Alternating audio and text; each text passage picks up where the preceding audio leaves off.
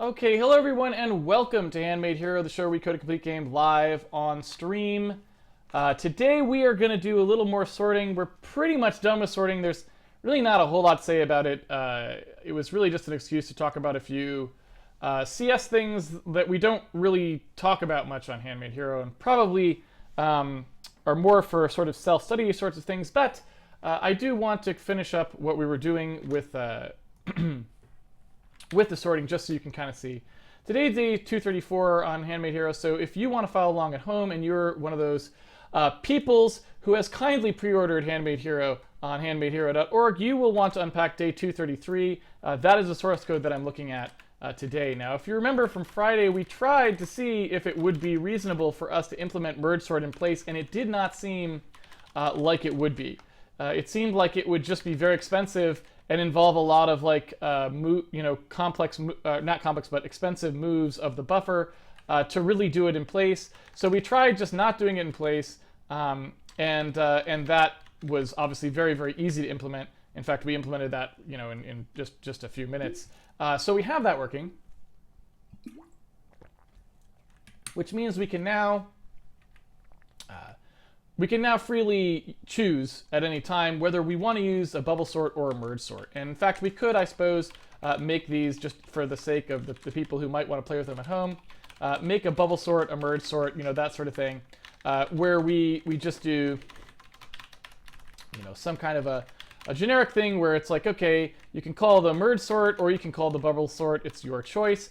So here's the bubble sort, and then in here we just say, okay, bubble sort, count entries, temp space, and then we can just pick which one of these we call. And so we can comment out bubble sort and call the merge sort if we want to, and everything is happy. And so in here, yeah, I think we can just say first for that, and then we pretty much have that pulled out. Again, not doing anything here other than extracting that. So now we've got the bubble sort and the merge sort, and so really, that's really all there is to it. For those sorts, there's not much to them. People wanted to know about the Radix sort. This was something that really people were excited about. I don't know necessarily why they're that excited about it, but if they are, that's great. It's always good to be excited about things. By the way, the fact that I'm still so tethered to this and I can't even sit up straight, I looked to find a cable that would, this is a like an iPhone, not an iPhone, or like an Android, just whatever, a tip ring sleeve, right? It's one of those things that's got like the microphone and the headpiece, like you plug into a cell phone. And I just looked for someone who made a cable, a long cable, that was like a plug for that on one end, just one plug that you plug a standard cell phone, headphone, microphone cable into, and on the other end, just two mic jacks for the, what are they, quarter-inch jacks? I can't remember what they're called, but that go into the back of the computer, so it goes into the headphone slot and the microphone slot, and I could not find anything that was longer than like that long. So if you happen to have a link handy where it's like, here's a cable that's like a nice 3-foot long cable or something, even a foot-long cable would be way better than what I have. I would really appreciate it. Okay, enough about that. I'm still tethered down. I'm still being oppressed by the cable man.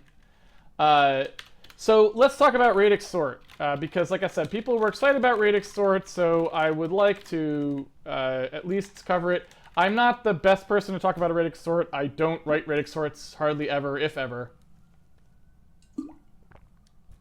Not that I really write sorts of any kind all that often, but it's certainly not something that I spend a lot of time thinking about. But point being, let's talk about what a Radix sort is and how it works. I mentioned it briefly the other day. I'm going to say what it is in a little more detail today.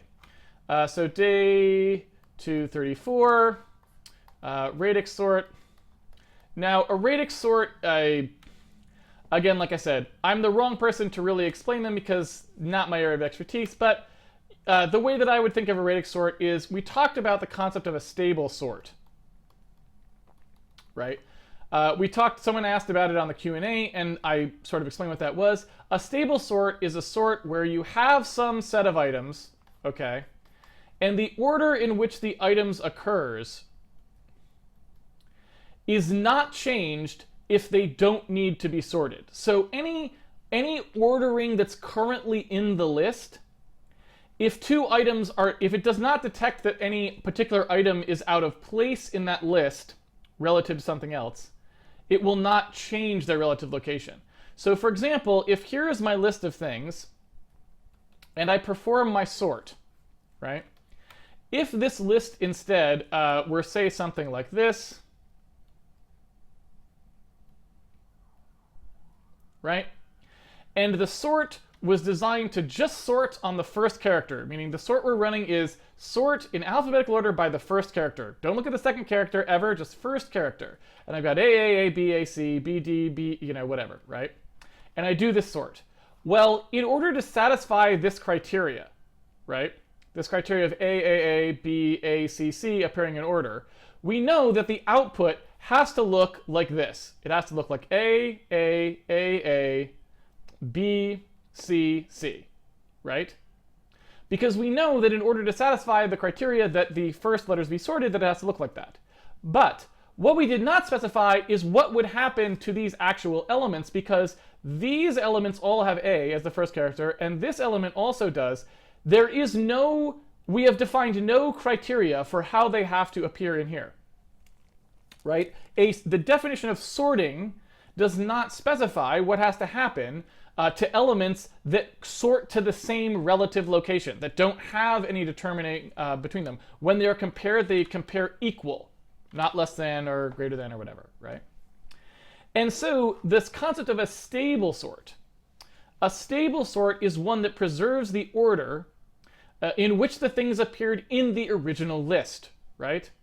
And so in this case, there would be only one actual answer here. Even though we're not defining any additional sort criteria, we are defining this, sort of additional non-sort criteria, if you will. Or maybe you could even say we were defining additional sort criteria. The additional sort criteria is where it was in the list, right?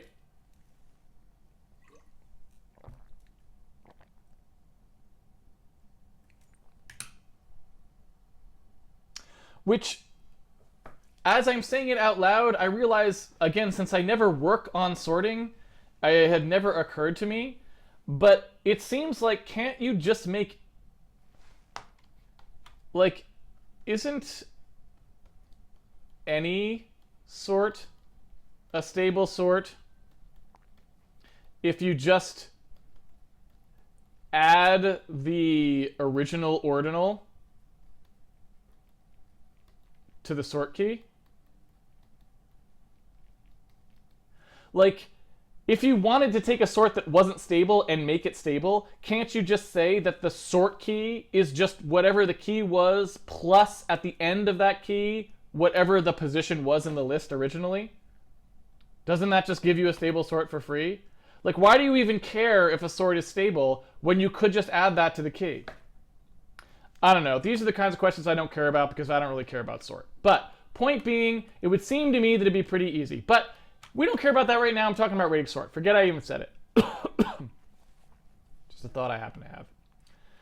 Anyway, so what we are doing here is just saying, hey, we're adding another criteria. If we say that the sort is stable, it means that anything that occurred in a particular order here has to occur in a particular order here if it's, otherwise free to do so, right? So since all of these here, A, have no restrictions on the order they come, it has to use the order they came in here. So it has to be A, B, C, D, right? I'm sorry, A, B, C, E. They have to go in this order. And that doesn't matter about the alphabetical nature. Like, this could have been B here, and A here, and E here, and E here as well. And then this would have had to have been B, A, E, E, right? It just has to be whatever order it comes in here. Now, this is still free to come after, meaning it's still supposed to change the order of this and this, because it is supposed to sort on the actual part that you were requesting, right? So it does change the order. It just doesn't change the order of anything it doesn't have to change the order of. And that's the stable sort part. Okay, so hopefully you're all clear on that. So now a Radix sort is basically like, I'm going to just define it as some number of successive stable sorts on some part of the sort key. This is really what we're actually talking about when we talk about a radix sort. A radix sort is basically repeatedly, stably sorting your list of elements on only a portion of the key at any given time, right? So let's take the simplest possible example for a radix sort would be where we don't have anything in particular in the sort key other than just a series of bits that we know represent a number we're sorting by, right? So let's say we had something like a 32-bit integer was the sort key, okay? And what we want to be able to do for our 32-bit integer is we would like to be able to to put our list in order based on how high this number is. So it's just a straight up sort on how high the 32-bit integer is. We'll even say it's unsigned, right? Okay. So how radix sort decides to tackle this problem is it says, well, okay, I know I've got some series of items, and I know they're 32-bit integers, right? So here's, some 32-bit integer, 105, or actually, I suppose what I should do is break this down to make it a little easier on my explanation. Let's break this down into bytes.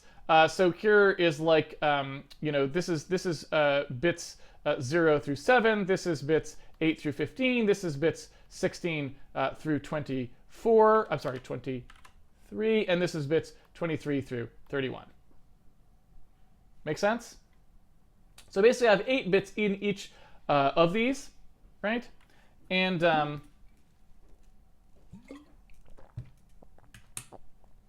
don't know why I just did that. It's supposed to be 24. So we have 8 bits in each of these, right?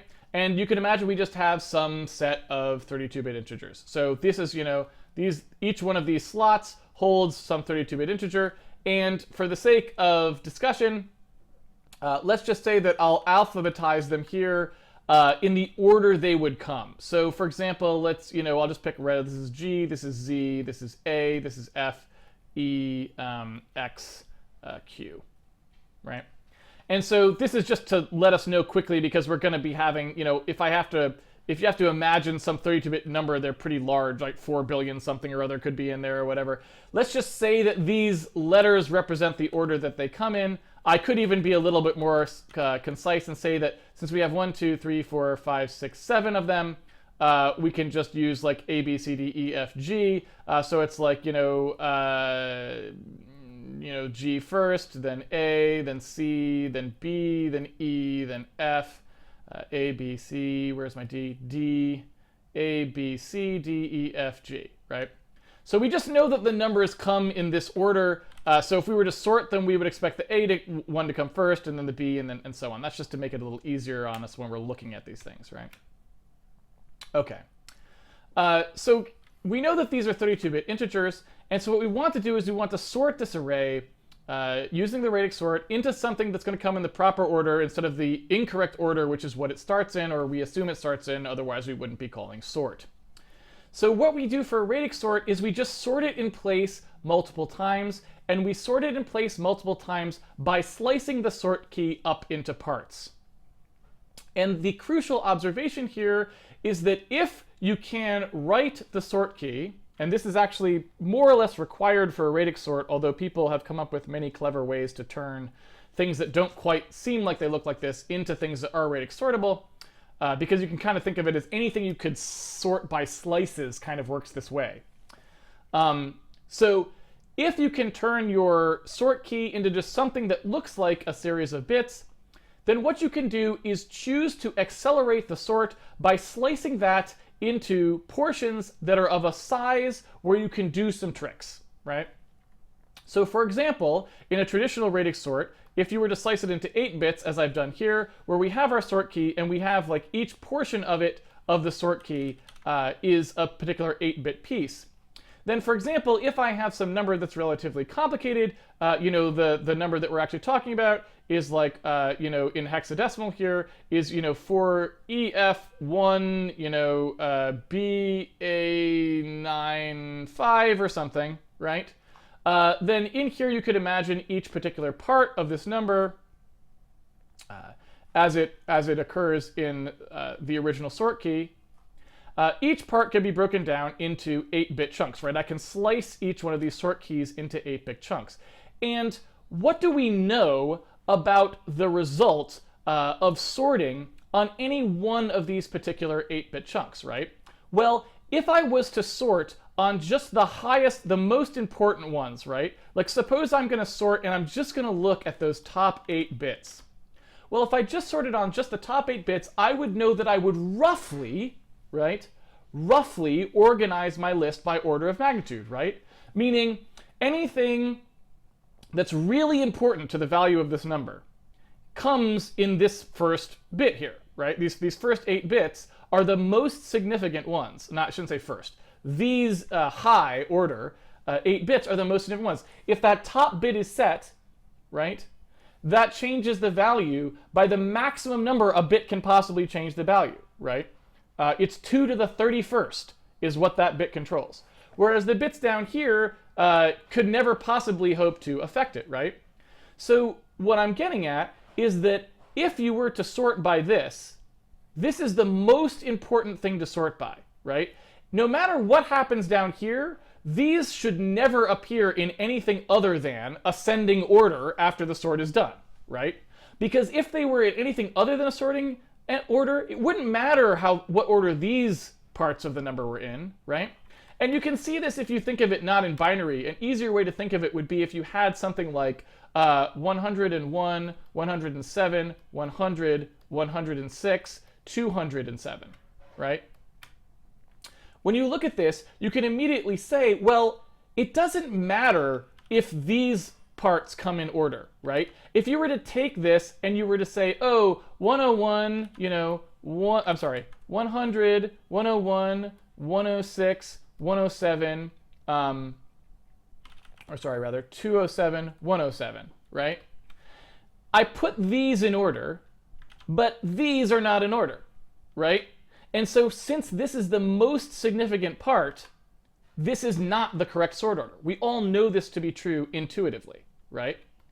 But that's actually a more general concept you can just apply to sorting and think about in sorting.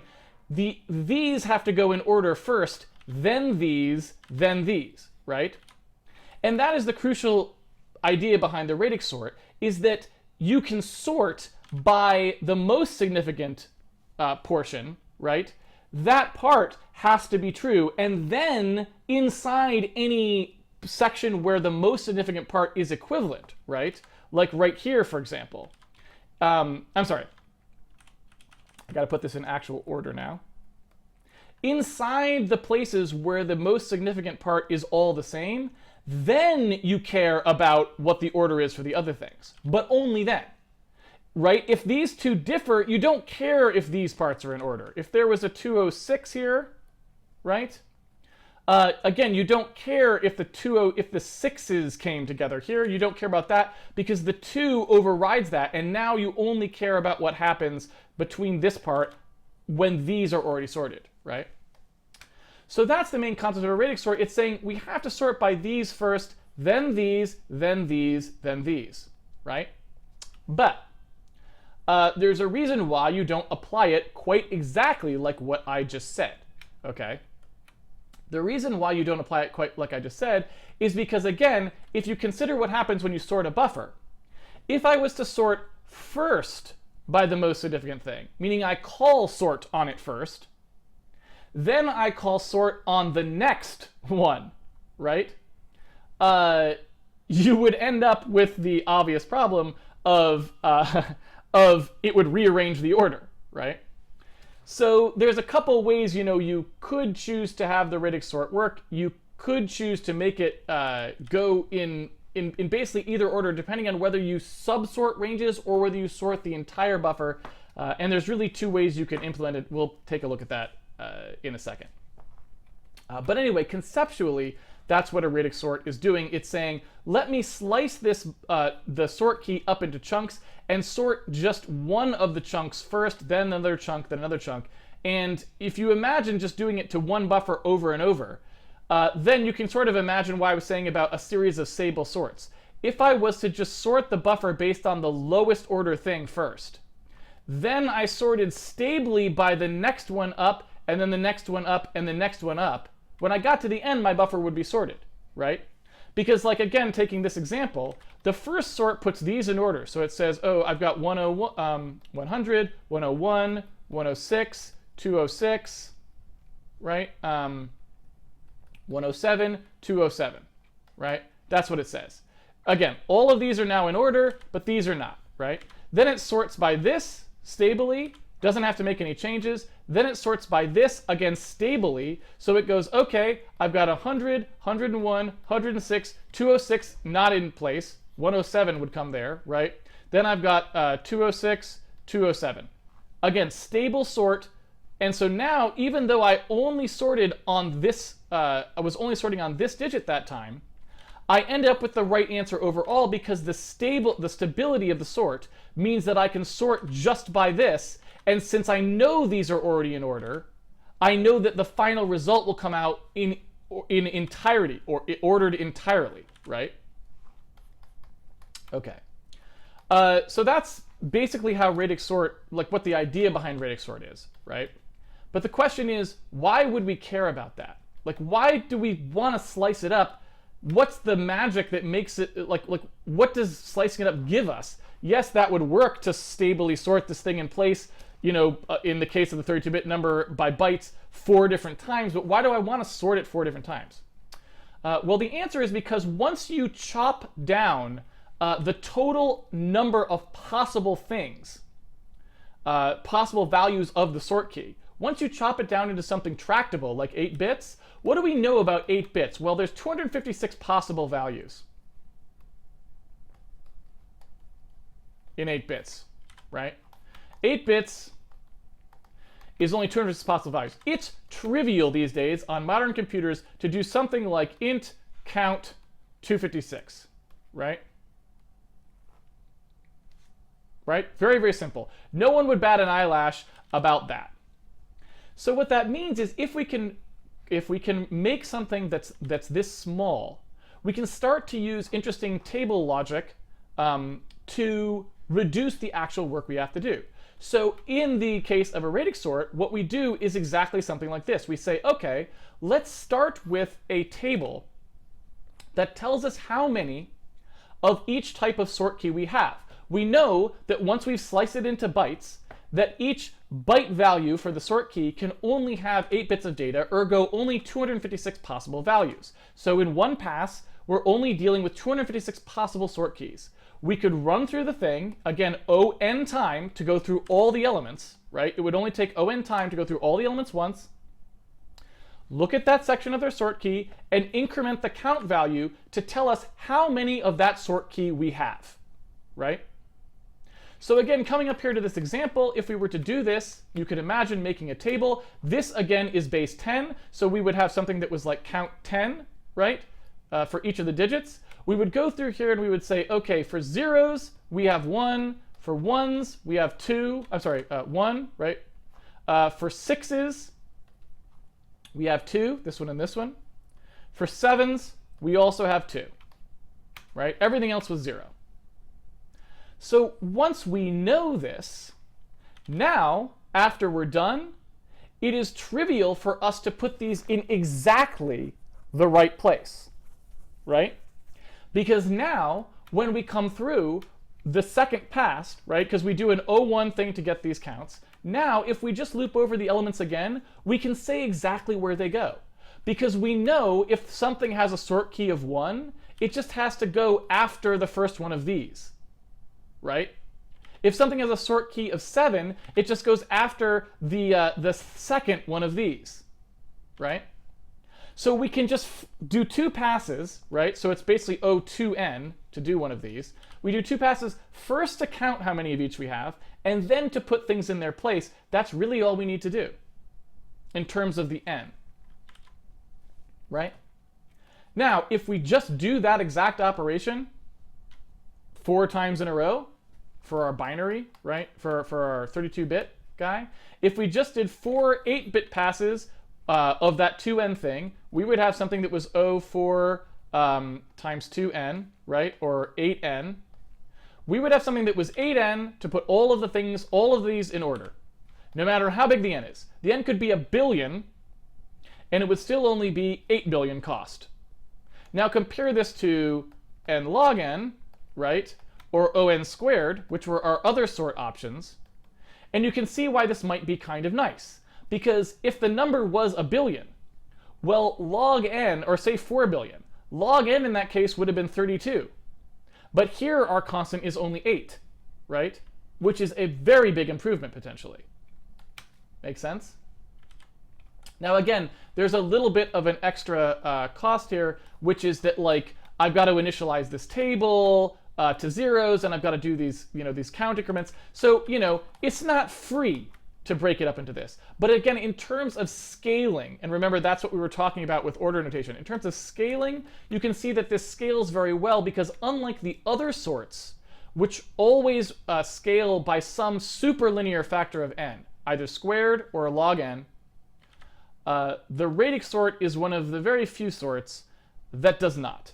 It actually just scales by n, and again, it does that by taking advantage of the fact that what you actually store in a computer is typically finite. It's not an infinite precision arithmetic kind of a thing. It's finite, and so you can use that finiteness to slice it up into more tractable parts, right? If these were infinite precision numbers, this would not work. But because these are very specific, finite precision, finite bounded numbers, which is what we typically deal with in a computer, you can take that shortcut and make it work, right? Okay, so let's see how we would need to do that. It's going to be a little complicated for our particular case, unfortunately, because, right, we have a Radix sort situation where we don't actually have a 32-bit integer sort key. We have a floating point sort key. So we're going to have to do something with that to get our sort to work properly, but for now we can just pretend we don't and write the sort first, and then we'll deal with the fact of how do we transform our problem into an actual Radix sort. Let's see how much time I have. I think I started at 5:20, so I actually have until about 6:20 to finish, so we've got a bit of time here. So here's our Radix sort, and here's, I'm going to go ahead and put that together there. And so now we'll just get rid of our merge sort and we'll call our Radix sort. And so how are we going to do it? Well, we're going to do exactly what I said before. We know that our count can be no more than 32 bits because that's the value that we got passed in. So we know we only have 4 billion or less items. So we know we can just use that for our counts. So what we'll do is sort key counts or something like that. And like I said, if we know that we have just a 32-bit floating point number, we'll assume for now that it's only going to be only be 4 passes. Right, it's going to be 32 bits. We'll do it by byte, just like I did in the diagram there. So that means we've got 256 possible sort key values for each slice of our thing, right? Okay. Now, again, we need to clear that to 0, which is kind of unfortunate. But like I said, it's just there's some cost to setting up the Radix sort. I don't think there's a lot of ways around that. So the first thing that we would do is we'd say, okay, we've got to go through and we've got to take our sort keys and figure out how many of each kind we have. And like I also said, for each time through, when we do this, we have to have some way of doing it for each slice, right? So we also have a thing here that's like, for our sort key, if it's 32 bits, we know that we have like a byte index to it, right? And the byte index is going to have to be, go up, right? We're going to have to slice the bottom byte off, then the next byte, then the next byte, then the next byte, if we want to do it from stable sort from bottom up, right? Least significant byte to most significant byte. We could choose to do it. I think potentially it would be possible to maybe do it another way, but it would be a little fussier. So anyway, so we'll do it that way again. Like I said, four stable sort passes over the array to sort it by each increasingly more important byte every time. Okay, so we go through here. We have our byte index. We then want to loop over our items, right? So this is just our entry index into the array. And so as we come through here, we just need to say whatever our our entries are, whatever our particular entry is here, it has a sort key. And what we need to do is call like sort key to U32, right?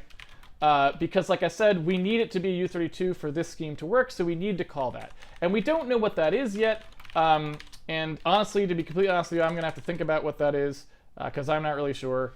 But we've got something there which is going to pass in this floating point value, and we've got to turn it into a U32. Okay. So this is our radix value. This is the thing we're actually going to sort on. Once we have that radix value, we know that we have a byte index here that we're going to operate on. So we take that radix value and we shift down by the byte index, right? Because the byte index 0, we're going to take that first, that least significant byte. So we need to shift down as it goes up to the next pass through. Byte index is going to be 1. We're going to shift down by 8 bits, right? 8 bits, 8 bits. So each time we go through, we want to take out a successively higher part. And again, we only want just that, just the 8-bit value at the bottom, because we're doing 8 bits at a time. So we got to mask it out, and so here we go. So now we have like our byte piece or something, whatever you want to call it, radix piece, something like that. So this is the full radix value that we're sorting on. This is the piece that we're sorting on in this pass. And then we go to our sort keys, and we say whatever that piece is, that piece is, we've got to increment that count, because now we know we have one more of those, right? So there we go. That's all of our key counts. Now we can also do something else here, which is keep track of the total. And you can do this in 2 different ways, but we do need to, no, I'm sorry, that's not actually true. We don't need to keep track of the total. I don't know why I'm saying that. We need to do the running total, which we'll do here. Okay. So we go through there, we keep track of how many keys there are. Now we have our stuff set up so that we know our sort key counts are however many there are in each one of our, effectively, buckets, you could almost think of them, right? We know how many sort keys fall into each possible 8-bit value that there is, okay? So now we want to go through our different sort keys like directly and say for each of our sort key,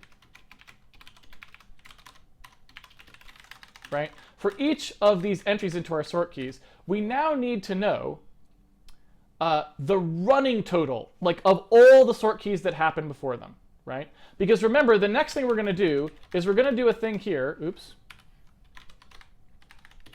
We're going to do, you know, first pass, count how many of each key, right? That's what we're doing here. And then here, we're going to do second pass, place elements into the right location, okay? So by the time we get to the second pass, when we get down here and we extract the radix piece, we have to be able to essentially do this and place it exactly where it needs to go, right? That's what we actually need to do. So in here, what we need to do is transform this sort key count to a sort key offset, right? And in fact, we might want to actually call it that to begin with, because that's what it ends up being, right? So then what we do is we say, all right, we initialize our running total and say we're going to start off, obviously the first thing will go in slot 0. That's pretty obvious, right? So we go through our sort keys and say, all right, we've got the sort key offset. Whatever this sort key offset actually is, we want to take that value and save it for a second, right? This is like the count at the moment. We then want to take that sort key offset and say, okay, for this particular sort key, we know that it would start at wherever our current total is. So wherever we would, you know, however many things were occupied in the list up to this point, that's where we would start putting things that have this sort key. And then we would say, all right, advance that running total by whatever our count actually was. Do you see how that works? I'll just briefly sort of say it again over here. So we've gone through our list, right? We've done an on pass over the array of entries, right? This is the entries. And we've counted how many of each sort key we saw. So in this pass, we end up with sort key counts, right? Now what we need to do is do another pass where we can put things in the right place. But in order to do that, we need to know where the right place is for each type of sort key. Okay? So we've got these sort key counts, right? And we've got 256 of these, right? And what we need to do is we've got something that looks like, oh, there's, sort key 0, well, that's got 3. Sort key 1, that's got none. Sort key 2, that's got 5. Sort key 3, right? And so when I come through on my second ON pass to put the entries in the right place, well, I can't look up in here. If the first thing had a sort key of 2, all I know is there are 5 of them. Well, that doesn't tell me where to put it. What I need to know is what was the sum of all previous sort keys, right? Because the correct place to put something in the list, if it has a sort key of 2, is after the third one, right? Because there's 3 elements before it that are occupied by people with a sort key of 0. So they have to come first. Those first 3 are filled by the people of 0, right? So when I do this, I'm going to have some of the sort key of 0 here, 0 here, 0 here, and then I can start putting people with the sort key of 2, right? So all I'm doing here is just summing up, keeping a running total so that I can change these to be offsets of where those sort keys occur, right? Finally, in the second pass, right, and this is, note, Casey, change counts to offsets.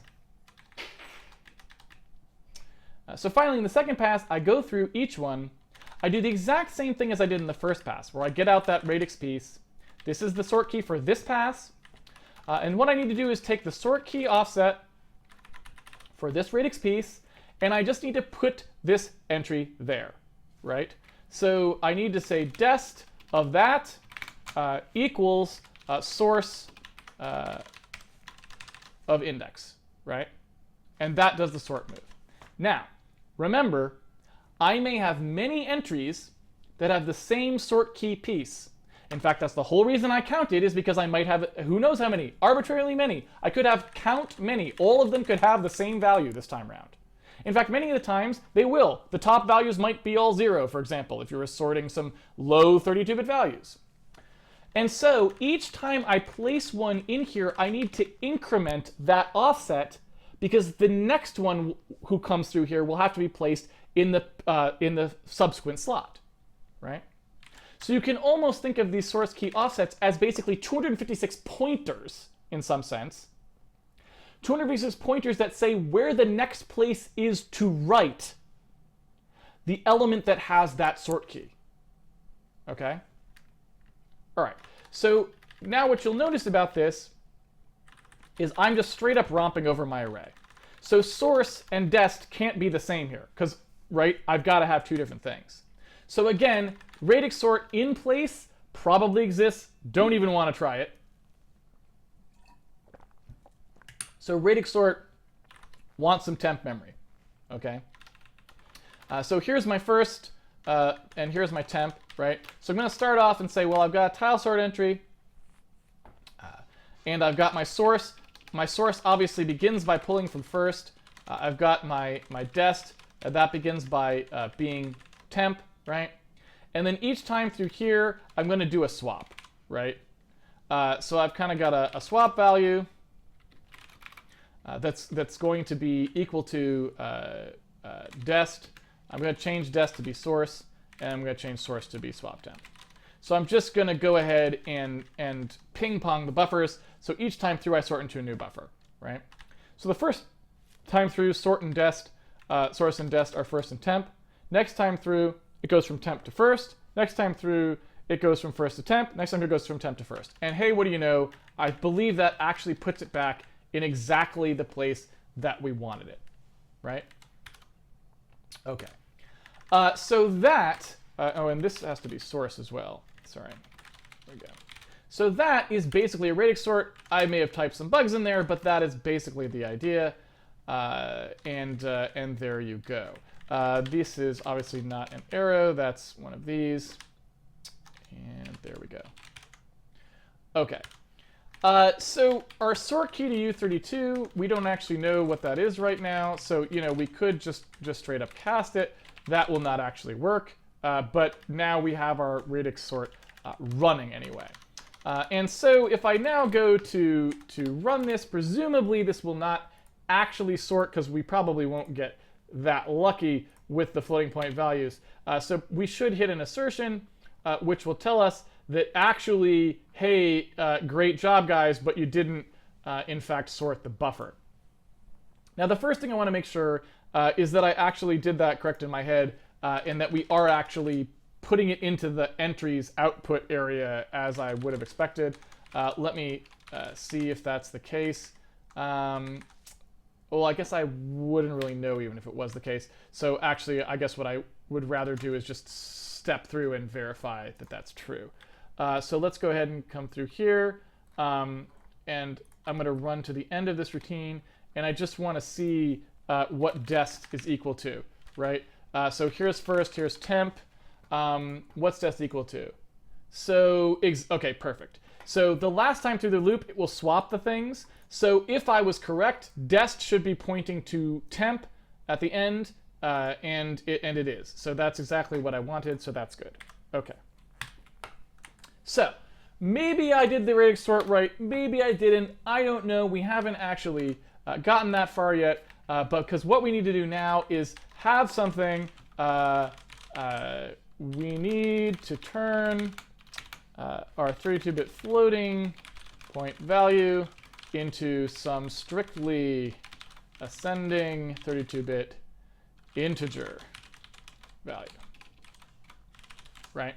So you can see the problem here, this only works when you can actually slice out the bytes and compare them as if they were actually parts of a singly ordered 32-bit series of 32-bit numbers.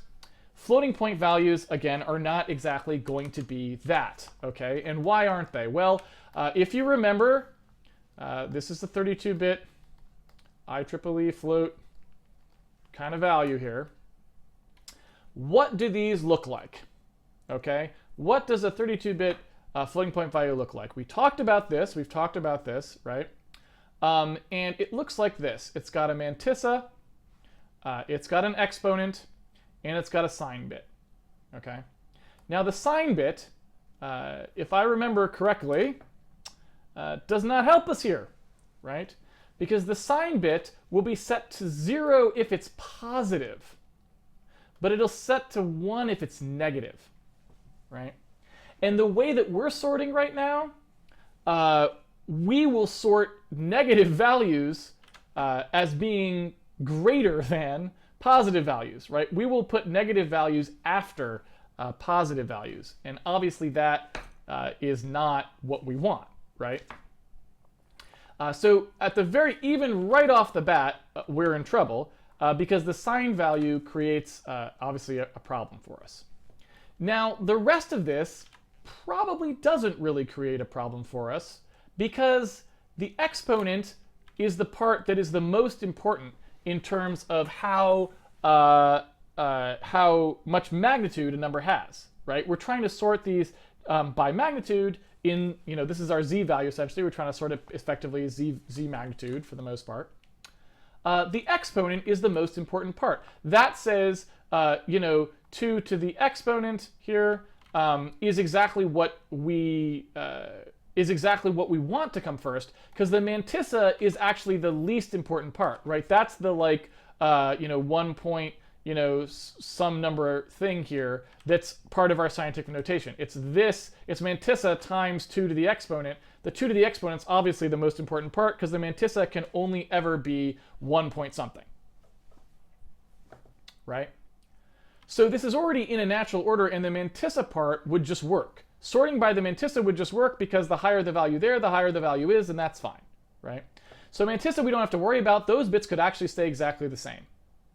The exponent part, I think, also just works. And the reason that I think that part just works is because the exponent is actually set up biased. Instead of being like negative n to n, I believe the way that floating point exponents are stored is they start at like 0 to 127 is considered negative, and like 128 to like, I'm sorry, it's only 7 bits of I think this is only 7 bits actually. So it's actually 0 to like 63 or something, right? And then 64 to 127 is positive. I believe that's how they're stored, which means that I think the exponent itself also goes in the proper order, meaning these are negative exponents, so they'll be very small numbers. These are positive exponents, so they'll be larger numbers. So I believe exponent plus mantissa as bits is actually probably fine, meaning we can just use that value. It's, I think, only the sign bit that actually would cause us a problem, I think, right? Now let's take a look and see what's going on here. If I break into what's going on, it's complaining that I didn't recompile. Okay, well, here you go. If I stop when it gets confused here, right, and I take a look at the entries, so how many entries are there? There's not very many, right? There's only 8 entries, and here they are. Let's see what we've got. So here are my values. I'm not quite certain. That looks busted to me. Does it not? Is that right? What's going on there? I wonder if I wonder if I've got a bug in there. Let's take a look here. Are those really the values that got entered in? Let's see. So here are my entries. I've only got one. There is my entry. Okay, so that's just some giant number. Let me try to get some more. I want something that's going to have more entries here. That's the count value. Oh, right. There we go. Sorry. I got to stop down at the Radix sort.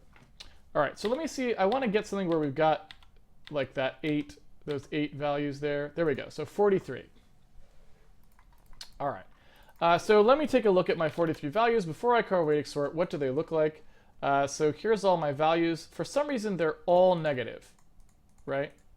And I guess that's just some kind of artifact of how we're passing them in, but I guess that's okay. I'm not sure I understand why they are. So I guess they're because they're further down. I don't know. It's a little bit weird, but we'd have to think about why our sort keys are what they are. It doesn't matter. Point being, we can see them, and they're all negative, right? So, you know, Radix sort in theory should be totally wrong for how that works. In theory, I would think, although that weirdly did exactly the right thing. So the sign bit should have made that happen wrong. Oh, no, it wouldn't, I guess, because the sign bit's always on for all of them. But, yeah, well, no, that'd still be wrong because they should have come out in the opposite order. Should they not have? I feel like these should have come out with the 457 at the bottom, right? I don't know about that. How did it do it right? I feel like it should have done it wrong. I'm very confused by that, but I'll go take a look and find out why. That's just really unusual. Or not unusual, it's just not what I expected.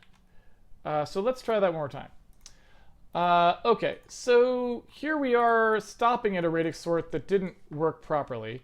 And here it's an 8 long one. And so here they are, and yeah, they're just like totally not correct, right? So again, this is what I would have expected more, I guess, but I don't know. Oh, maybe it's just because, yeah, you know what? I'm not actually just casting. This is what I probably should be doing. If I just want to cast to a U32, and that was actually converting it. So that would have actually just gotten rid of the floating point part. So that's why I was just forgot that we weren't actually looking at the bits yet, if that makes sense. So now it's doing what I would have expected, right? Which is that it's not actually sorting these things at all correctly, right? Which is here we go for 31 values. So like negative 532 is at the end. That's really the smallest number. But because it thinks the sign bit is effectively is 1 when the number is higher and 0 when it's not, we end up in a situation where we have the sort of that sign bit confounding the sort. If the sign bit wasn't set, we would be totally fine, right? If for positive floating point numbers, this would just work. But unfortunately, we don't have that option. So really what we would want to do here is we'd want to turn this into a 32-bit number that properly reflected the sign bit. So I guess what you would do here is say, well, you know, if the sign bit, you could imagine saying if result and OX8, right? This is if we have the sign bit set, otherwise we don't, right? And I believe what we could do is say, well, if the sign bit wasn't set, then these things will just sort correctly. But we need to make room for that negative piece, right? So I might say, all right, if the sign bit wasn't set, like if the sign bit was not set, set it. So positive values get their sign bit set, right? Negative values need to go like in the opposite order, because the bigger the number, the more negative it is, right? So essentially what we want to do is like invert the meaning of the bits, right? We want to do like a subtract, effectively, that will do like a carry, I guess, so that the numbers flip around. This is probably not the most efficient way to do this at all, but again, I'm just trying to figure out something that would work, right? So I need, in this case, when the sign bit is set, I need some way of making the numbers go in the opposite order so that, like, you know, 0, 1 comes before 1, 0, right? Like, in other words, normally in binary, if I've got, you know, 0, 0, 0, 1, 1, 0, 1, 1 as the order things are sorting in, I need them to go the opposite way so that instead I get 1, 1, 1, 0, 0, 1, 0, 0 is the actual sort order now, right?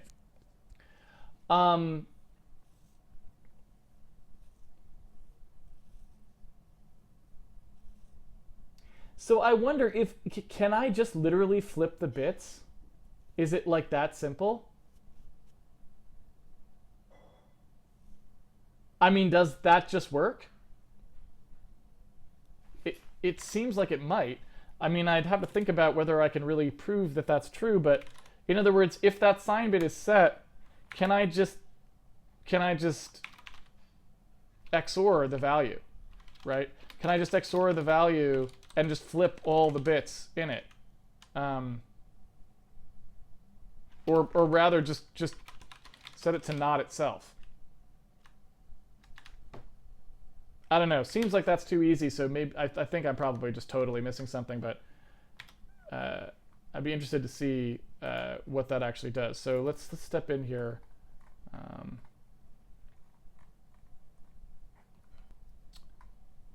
Where is that? There it is.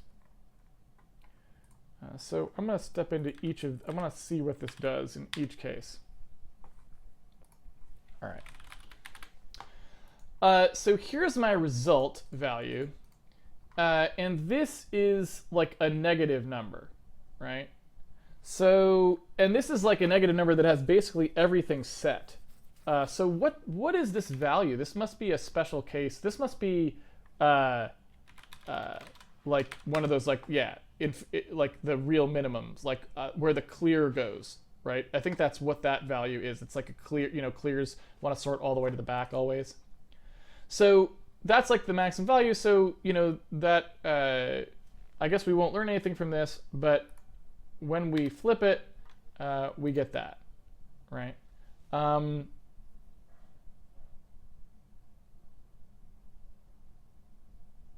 Is that correct?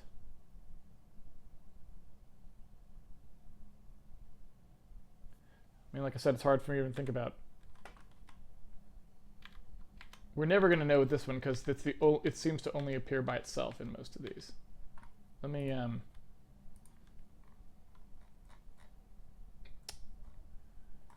see here. Where are we? There we go. So I'm just going to do a thing where I'm going to see if I can just jump back in here. Oh, you know what I can do?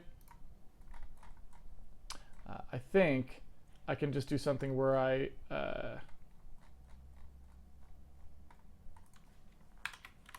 extract. Yeah, this would be a good thing. So I'm going to just extract the sort keys for some things that I know what they are, right? Meaning I'm going to go, all right, tell me what the sort key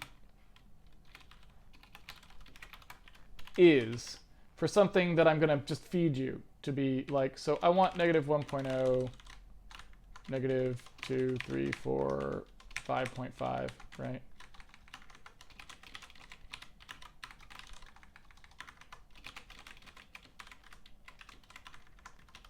All right, so just some basic values, and I want to see what this does. Because like I said, I've never really done this before, so I have no idea what the best thing to do is. So I just want to explore it and see what I get, right? So there's result A, result B, result C, result D, result E, result F, G, H, I, J. Okay. So here we go. Result A is -1. And like you can see that it won't have the high bit set, so that's good. This seems... Oh, because we haven't done these yet. There we go. Okay. So all these have the high bit set, and they do go up by the way that I would have expected, right? So result F... and then C, then CO4, CO8, CV. So those seem to go in order, right? I mean, that looks about right to me. Yeah. I mean, that's what I would expect, right? I don't see anything particularly odd about that. We'll have to play around with it a little bit more. But, and then these guys for the negatives, -1, is properly higher than -2, then -3, lower than that, -4, -5.5, lower still. So that looks, you know, I'm probably missing something, but that looks like cursorily correct. So let me see what my actual problem is here, where we start to get the assertion. We've got, in that case, 11 values, and the entries for those 11 values are still, so those are still going up. Those are still going up in the order as if we hadn't fixed it. Why is that? Dare I ask? We need to turn our 32-bit floating point value to something strictly sending it 32-bit. Yes, that's true. When the sign bit's set, we flip the values. So what does it think the sort keys are for these? Pray tell, sort key to U32 of -457.0. And what is sort key to U32 of -477.0? And what is sort key to U32 of -532.0? So tell me, it looks like our sort is just broken, because tell me how we sorted these in that order if these are what the sort keys were. So that looks actually like I just have a bug in the actual sort to me, right? Because those should not be in that order. -457 shouldn't come first. It's higher, right? So what did I mess up there? Why is it not? Let's see. Can we jump back here? Set next statement. Can I jump in here possibly? Let's find out.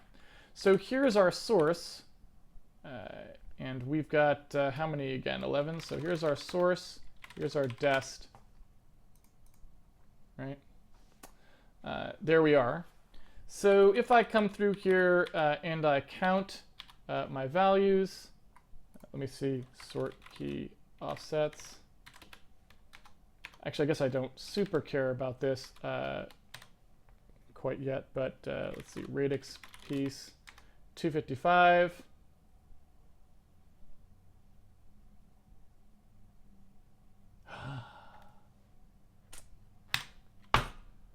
Yeah, that'll do it. That would do it, folks. Notice that I'm shifting down by the byte index, but yeah, not exactly correct, is it? When the byte index is used as a bit shift. I'm not going to use a full owl of shame because we're in the middle of debugging, but like that's a baby owl of shame. Like, come on, like, right? I would say baby owl of shame on that because I mean seriously. So yeah, I think we probably want to do maybe something more like that. So we'll actually do 8, 16, 24. Right. Let's try this again. Hey, look, it works now. What a shocking surprise. Yeah. Anyway, so we are radix sorting our things now, and that's all good. You know, no complaints there. And the radix sort seems to be working nicely. And so everyone is happy, and everything's fine. Great. Fantastic. Good. There we go. All right, so that's our radix sort. Yeah. Don't have a lot to say about it other than you asked for it, you got it. And we got a little bit of time left for Q&A, so we can go over to Q&A. And if you have questions about the radix sort, I'm not going to promise that I can answer them, but you're welcome to ask them.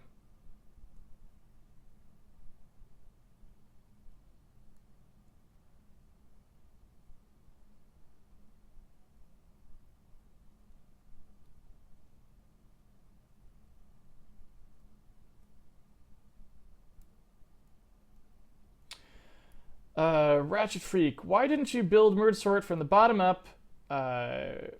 Well, because we didn't really get to the point where we're actually trying to optimize one of these sorts yet, if that makes sense. So it depends which one of these we actually want to do. And to be honest, I don't really know. If we decide that merge sort should be the one we keep, then we would implement it so that it, you know, does the minimum amount of work. But I don't know that it would be, since we bothered with a radix sort. I'm guessing that the radix sort will end up being the one to use because we'll have more than 256 elements most of the time. I mean, I assume. I don't know.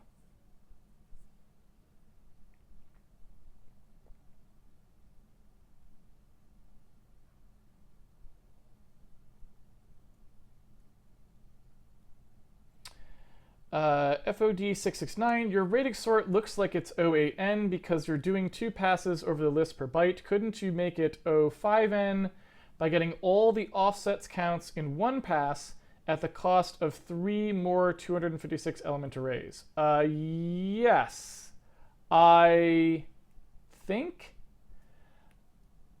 I mean, here's the thing.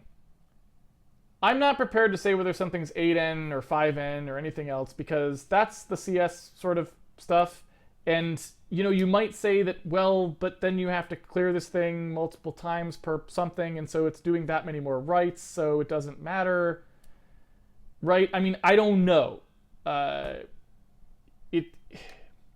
Like, doing passes over the list versus just this is why I think they don't put the constant in there, is because it's not really that relevant. Because doing passes over the list versus doing more operations inside the loop, it's like it's sort of 6 of one, half dozen of the other in terms of what you'd actually say the complexity of the algorithm was.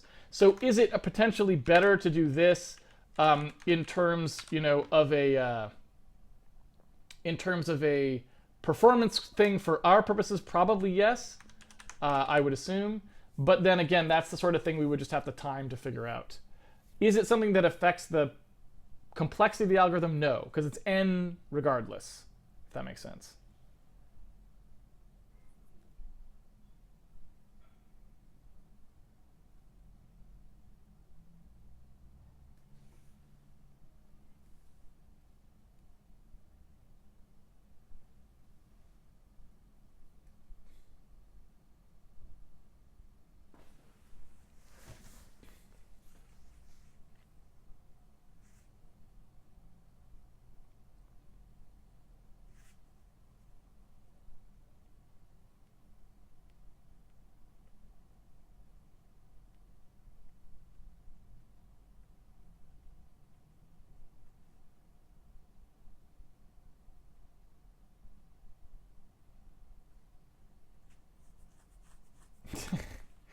Elvin, of course, jumps in with a horribly off-topic question.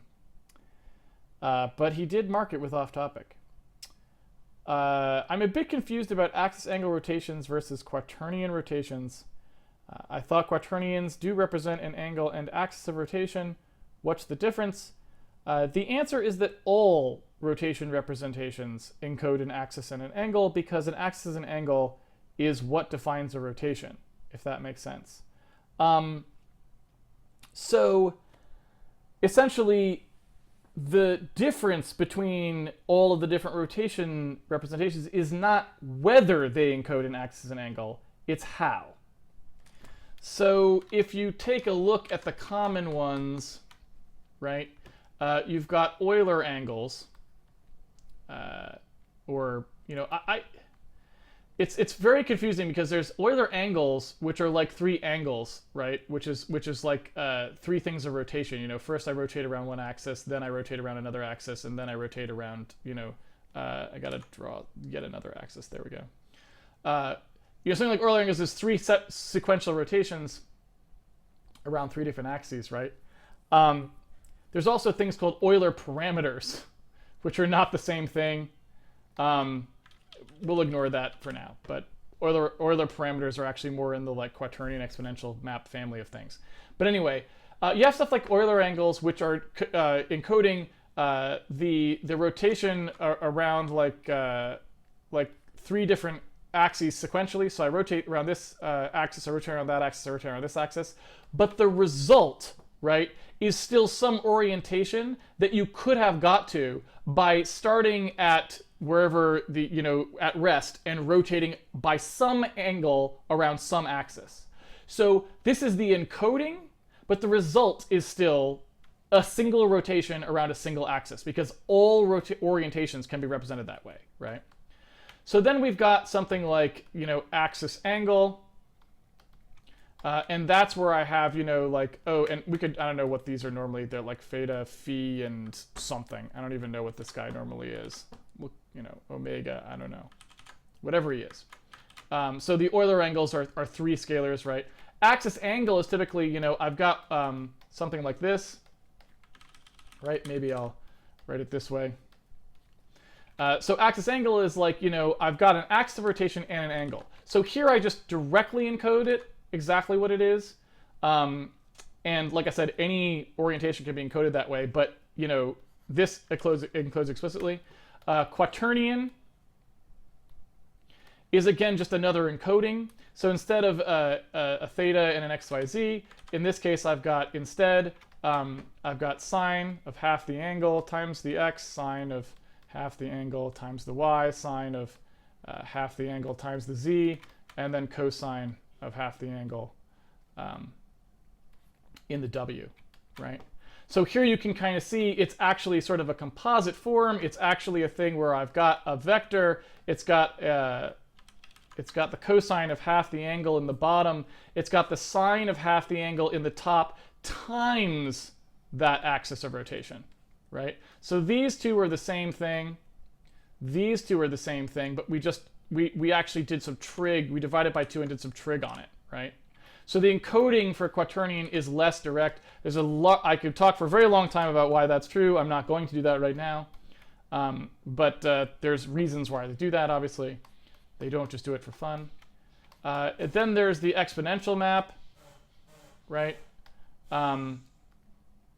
Exponential map is just a direct multiplication of axis angle, if I remember correctly. I believe that's true, because I believe exponential map, yeah, exponential map, it's been a long time since I worked with these things. Exponential map is sort of the same as instantaneous velocity. Angular velocity. So it's just literally like some angle times the vector. So it's a vector that looks like this, right? I directly scale the vector by the amount of rotation that I wanted to do. And so again, that's like this.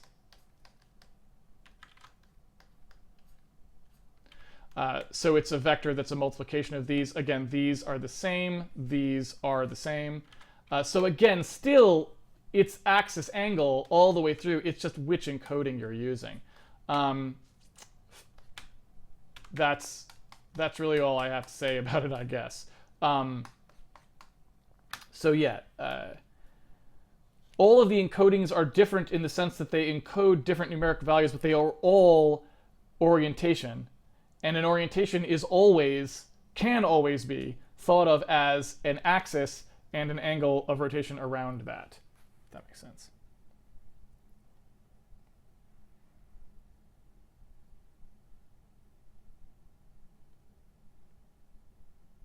Insofar as I noticed the frame times are growing quite large now, are you planning to optimize the software render further or switch to a hardware accelerated scheme? I'm not sure. They're still totally usable for development, so I don't super care. I'm not sure what the frame rate difference is if I turn, again, I don't remember what the actual performance is for if I turn it down to low res, right?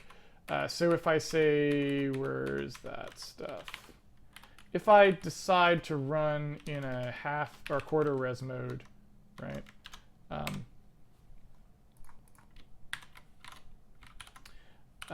And I also turn off our debug stuff.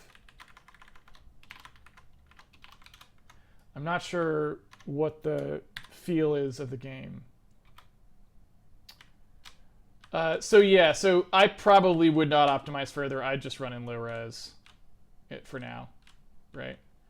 Because that's super zippy and totally fine for making the game.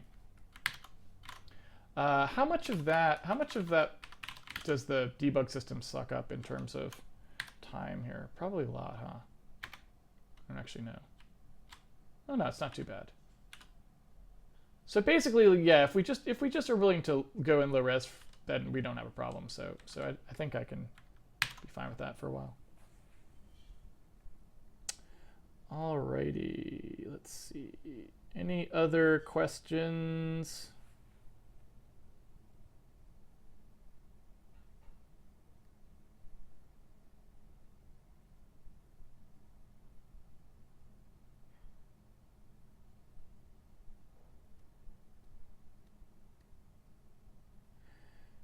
I think we're good.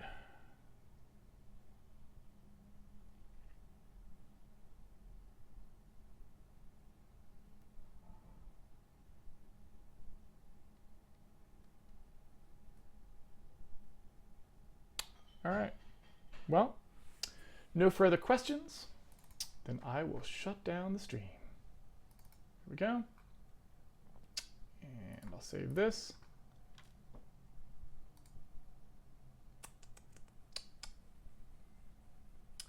All right. Thanks everyone for joining me for another episode of Handmade Hero. It's been a pleasure coding with you as always. We have pretty much finished our sorting. We just kind of have to decide which one to keep. And I don't even know if we have to do that now. all of them work. We could save that for some time when we're profiling and have a lot more entities on the screen. So hey, we wrote them all. They're in there now. At some point we can optimize them if we so choose, or even write an entirely different sort now that we know what we're doing. But that means tomorrow I think we should probably move on to something new. I don't see any real reason to belabor the point. I think you guys all get it by now, and you kind of see how sorting works. It's not a huge deal at the end of the day, and I don't think it's going to be a significant part of our running performance anyway. But if it does become such, then we will obviously be able to take care of that now that we kind of know what our options are. So that's it. If you would like to follow along with the series at home, obviously, you can go ahead and pre-order the game on handmadehero.org, and it comes with the source code even right as we speak, so you can play around with it at home and follow the episodes on your own. We also have a forum site where you can ask questions. We have a Patreon page. You can support the video series, and we have a tweet bot that tweets the schedule at you. And that tweet bot right now will be tweeting at you that we will be back here live tomorrow at 5 p.m. Pacific Standard Time to move on to our next thing, which I don't know what it's going to be, because we only have a few things left to do really before we implement our actual game, which of course is the part that's terrifying because I'm not a game designer, so that's going to be rough, but gotta do it at some point. So anyway, until tomorrow, I hope all of you have fun programming, and I will see you on the internet. Take it easy, everyone.